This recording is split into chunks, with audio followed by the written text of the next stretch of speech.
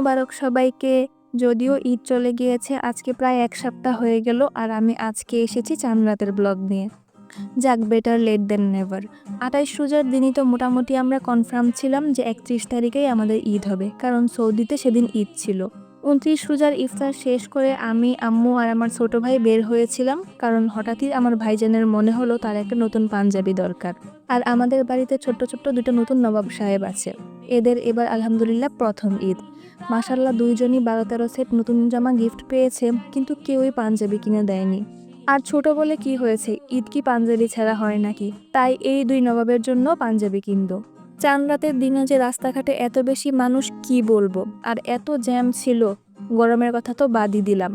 Index প্লাজার lighting দেখেন চিকিমিকি চিকিমিকি করছে, একটু পরে দেখি আবার লাইটিং চেঞ্জও হচ্ছে। শপিং করা বাদ দিয়ে রাস্তায় দাঁড়িয়ে আগে এই লাইটিংয়ের মুড চেঞ্জ হওয়া দেখছিলাম। প্রত্যেকটা শপিং মল, শোরুম আর রাস্তাঘাট এত সুন্দর করে লাইটিং করে রেখেছিল, আর চারপাশে খালি ঈদ মুবারক ঈদ মুবারক গান বাজছিল। ঈদ আসার আগের এই ঈদ ঈদ আমেজটা আমার যে কি ভালো লাগে। এরপর যে কাজের জন্য আসি তার জন্য চলে যাই।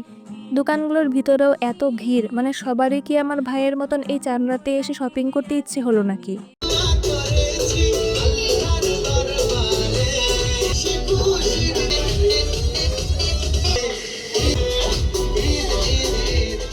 অনেক দোকান ঘুরে টুরেও তার মন মতো পাঞ্জাবি সে খুঁজে পাচ্ছিল না।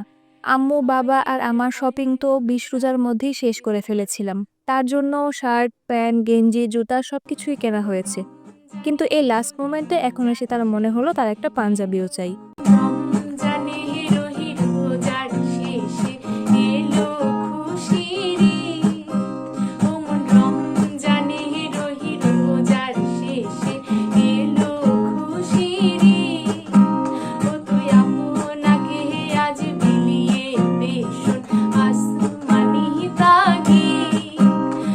অনেক ঘুরে টুরে পরে তার একটা পাঞ্জাবি পছন্দ হলো। আমার ভাইয়ের জন্য তো পাঞ্জাবি কিনতে পেরেছি, কিন্তু এরপর শুরু হয় আমাদের আসল স্ট্রাগল। বরাকর মোড় থেকে বাজির মোড় পর্যন্ত এমন একটা দোকানও মনে হয় বাদ পড়েনি যেখানে গিয়ে আমাদের বাড়ির এই দুই পিচ্চি নবাবের জন্য পাঞ্জাবি খোঁজা বাকি রেখেছি। মানে এত ছোট পাঞ্জাবি আসলে মিলানোই যাচ্ছিল না। একটার বয়স ১ বছর আর একটার বয়স ৫ মাস। এক পর্যায়ে ঘুরতে ঘুরতে বিরক্ত হয়ে আমি তো প্রায় চলেই আসছিলাম। এর মধ্যে স্টেশনের দিক দিয়ে যাচ্ছিলাম, তো ভাবলাম শেষমেশ একটু দেখেই যাই। আর প্রথম দোকানটাতে গিয়েই আলহামদুলিল্লাহ পেয়ে যাই। এই ছোট্ট ছোট্ট দুইটা পাঞ্জাবি কিনতে গিয়ে একেবারে হয়রান হতে হয়েছে আমাদেরকে। যাক, এরপর অবশেষে রাত ১১টায় বাসায় ফিরতে পেরেছি। বাসায় তো সব পিচ্চিগুলো হাত নিয়ে বসে আছে তাদের হাতে মেহেদি লাগিয়ে দেওয়ার জন্য।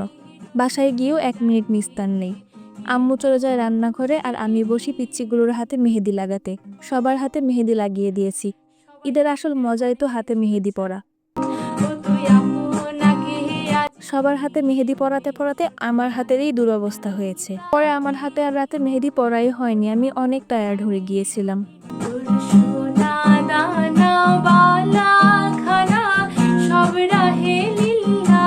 রান্নাঘরে গিয়ে দেখি আম্মু সেমাই রান্না করে ফেলেছে। আমার বাবা ঠান্ডা সেমাই পছন্দ করে, তাই আগের দিন রাতে এই সেমাই রান্না করে ফ্রিজে রাখে, যেন সকালে নামাজে যাওয়ার আগে ঠান্ডা সেমাইটা খেয়ে যেতে পারে। ব্যাস, এই ছিল আমার চাঁদ রাতের ব্লগ। আবার নিয়ে আসবো ঈদের দিনের ব্লগ। আজ তবে এখানেই বিদায় নিচ্ছি। ভালো থাকবেন সবাই। আল্লাহ হাফেজ।